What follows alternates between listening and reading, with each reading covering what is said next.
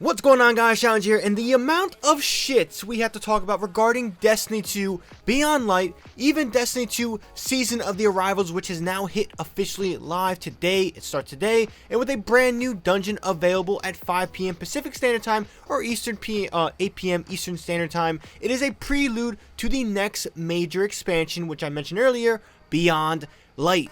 Now, this whole reveal blew my expectations out the water, and we got a lot of details to talk about. Not only did they talk about in the live stream, but also from the dev post, the blog post on Bungie.net. That link is down below in the description. Check it out for all the details. But we're going to be talking about a lot of details.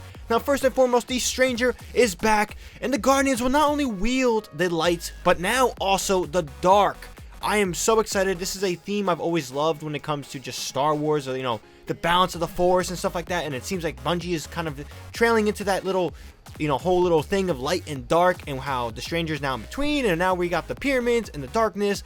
It is awesome. I am completely fascinated, and with the dark becoming a brand new ability to wield, not only as a super, but they also talked about how it's going to be a brand new damage class called Stasis. Now, I could be pronouncing that wrong. I think I'm spelling it wrong for sure, but in general, we got a brand new damage type. So we got Solar, we have Arc, we have Void, and now we will have Stasis with Beyond Light. Now, one of my wishes when it comes to the brand new Fall expansion, something I felt like, Shadowkeep very much lacked, was a villain. But we're getting a brand new villain. Now, this is a fallen Kell of Darkness, Aramis. Now, the whole backstory is that her people were abandoned by the Traveler, and now she seeks revenge. So this is going to bring hopefully a brand new, cinematic story, narration, and the future of Destiny, which is looking phenomenal. We got some of the details we're going to talk about at the end, but yeah, it's looking pretty damn cool. Not only do we get, a brand new villain, we're getting a brand new location that's been teased and kind of known about. Europa. They talked about how Europa was also like in the works of always being a location since Destiny 1. Oh wait, mentioning Destiny 1. What's coming back? The Cosmodrome, baby! The Cosmodrome is coming back. Now, what's up with the Cosmodrome? We don't know, because the Almighty may have crashed into it. We gotta wait and see, but yeah. We gotta see how that location is, but we got some details regarding that later in the video. Now, one thing I was really excited, and, just thank the Lord, next-gen support. And not only we're gonna get next-gen support, which is also free. Mind you, everything you get with Destiny 2, whether you have it on PS4, Xbox 360, whatever, you are going to get free upgraded support, digitally. You got a digital, purchase. You're going to get a brand new digital, application for PS5. It's great. I'm looking forward to getting the PS5 on launch. But we're going to get not only 4K, but 60 frames per second. Thank you, baby Jesus. But that is not all. Bungie couldn't just stop right there. They talked about how this year they're going to be focusing on cross-play. Now, this is something I really want, because the whole community of Destiny is very hardcore. While not be extremely massive, those that play Destiny 2 currently are the hardcore players of the community, and they've been playing Destiny forever. I'm one of them. I love it. I've came back, and I am loving it all. And I just can't wait for crossplay to fully become in fruition. But they kind of said this was a year thing. I kind of lost track of what they were talking about. But as long as crossplay is in the works and it's on the way for this year, I'm excited. I'll take what you just said, and I'll trust you on that one. Now, one major thing they talked about, which is going to have a lot of, to me, kind of the highlight of this video, is the Destiny Content Vault, or what they call DCV. Now, this whole Destiny Content Vault is to basically make sure that Destiny 2 can sustain a highly efficient, ever-changing world without becoming too diluted, too much to do, and even just, as I said, they're approaching on PS4 115 gigabytes.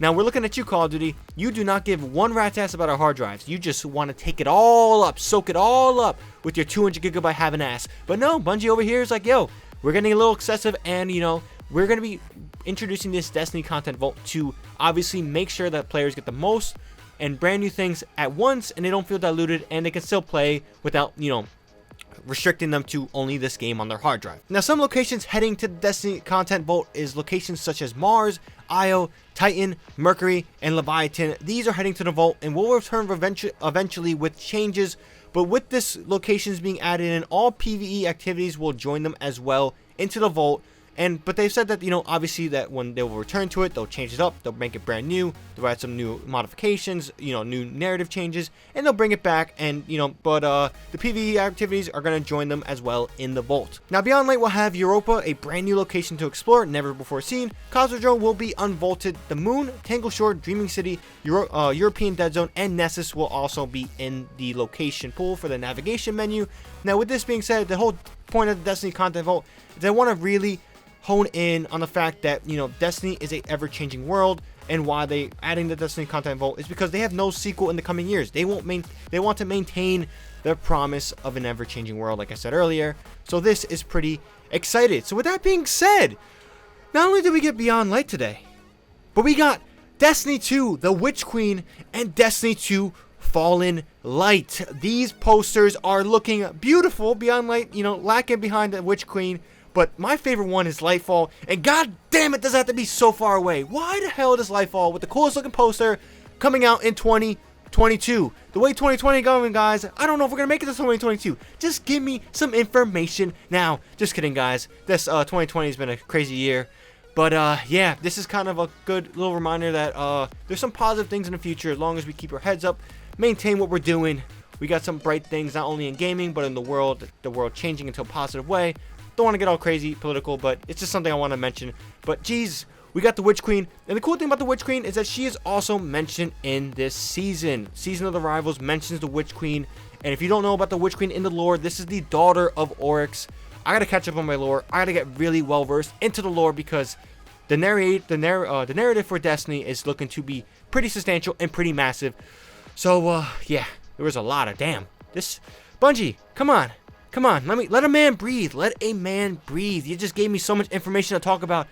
I'm just lost for words. Jesus. Now, going back to the vault, how it's going to work. On September 22nd, 2020, the Cosmodrome will return as an explorable destination. So that means it's not going to be in the scale of D1 just yet. It's going to be pretty much an explorable destination, but also the Cosmodrome's Will of Crota Strike will be added to the playlist. Now, during Season 13, at some point, it will be fleshed out roughly to Destiny 1 Year 1 level, and at some point in Season 4, hence this, guys, this is why I'm going crazy, the Vault of Glass raid will return. And the game director also talked about how they might be like, what if we add champion classes or champion ads in there and stuff like that. Like, wow, like they're gonna change this up and be even more crazy. The Vault of Glass is, if you guys haven't played the Vault of Glass, it's honestly my favorite raid still. It's one of the most memorable experiences I've ever had in gaming history.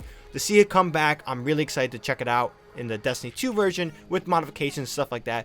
But other details here, 3 playable raids will be included in, as well as the new one for this fall. So that includes like 2 raids. I'm guessing the new one for the Europa expansion, the Last Wish, and the Garden of Salvation.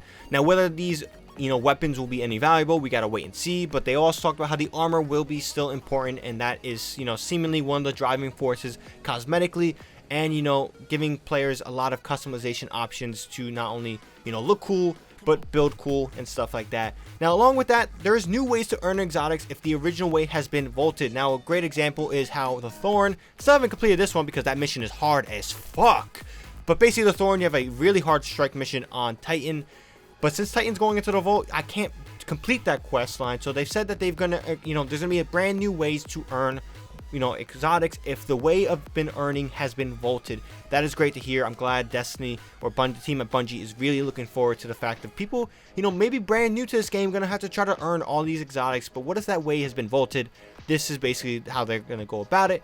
Now, one thing I haven't really talked about, which they've plainly just said, is that PvP maps will remain the best of mixture of the maps from both Destiny 1 and Destiny 2. You know me, I love my PvP. I love me some Lord Shaxx, giving me some praise. I'm excited that nothing's really changing with PvP maps because I do like a lot of them. It'll be ashamed if we lost a location, we lose a map. But there is some maps on Titan and Io that I'm not really, I don't even know if Io's a map. I think Io's a map. But there's some locations that I wish they get vaulted. They're pretty shit, I'm looking at you, Titan. You got a pretty bad location, but yeah, we're gonna leave that behind. But the Gambit mode and the Gambit Prime mode are being merged into a single mode. Now, they said that armor visual or original armor visuals are gonna be available to earn from the Drifter, and the Destiny content vault only applies to activities and locations, not any weapons in your vault or inventory.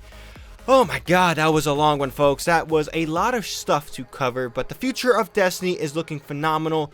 If you guys haven't seen my next major expansion for Destiny 2 video, definitely check it out. Annotation here on screen. I talk about a lot of stuff they, mention here in general, but I also want to see some stuff in terms of, like forgotten zones, maybe different locations, some of the concept art we talk about in Showcase.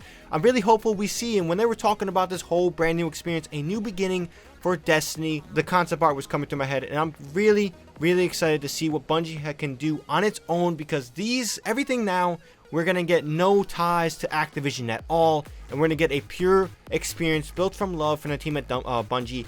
I'm extremely excited for that. With that being said, guys, let me know what you guys think about season of of the arrivals of Destiny 2 Beyond Light, Destiny 2 The Witch Queen, and Destiny 2 Nightfall. We've got a load of stuff on our hands. I'm excited to be part of this Destiny community going forward. But yeah, guys, if you guys enjoyed this video, found it informative, make sure you guys like this video, it'd be greatly appreciated, and subscribe for more Destiny 2 content like this. With that being said, hope you guys stay safe out there. ShadowNinja here, and I'm out.